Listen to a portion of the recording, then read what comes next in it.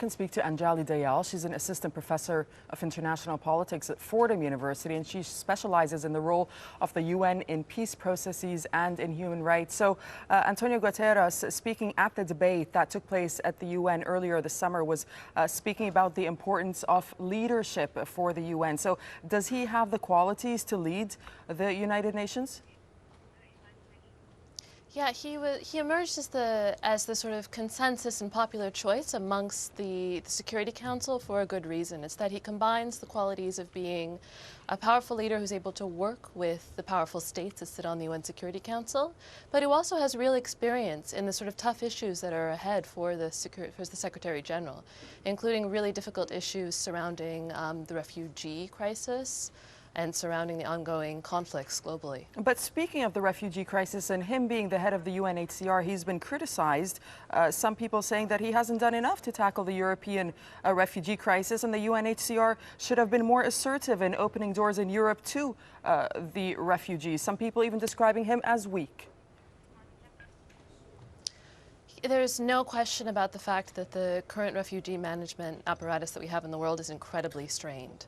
It will be really interesting to see whether or not he can use the sort of bully pulpit of the UN Secretary General to persuade European states who he's sat among as a leader of Portugal to open their doors more, to sort of come up with creative solutions to this real problem.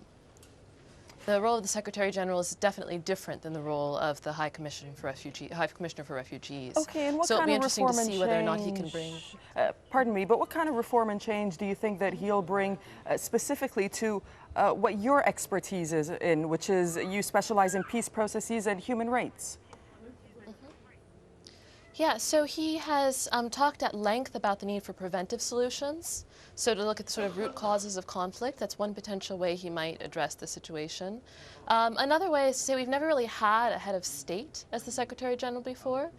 So he's probably going to bring a little bit more of the politician's sort of flair to the role than a career bureaucrat's flair to the role.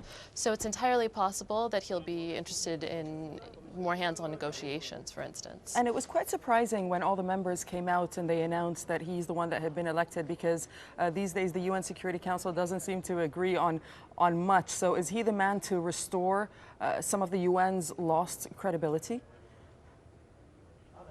He certainly was the consensus candidate. He didn't receive, he received support from all of the Security Council members, which is certainly a good signal that they'll be interested in working with him, all of the actors. The Security Council actually does agree on a fair amount. It agrees on the sort of day-to-day administration of peace operations, for instance, in most places in the world. What we really see is an emerging fracture that sort of calls back to the Cold War days between the US and Russia on really key issues like Syria and Ukraine.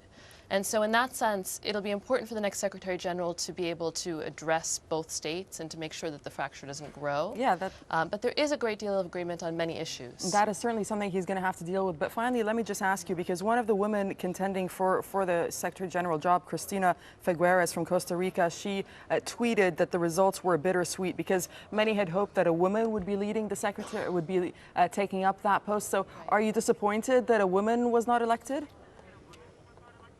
I mean, you know, it's time. It's always time, right? After 70 years of men, it's time for a woman. But that said, you know, he certainly is a very promising selection.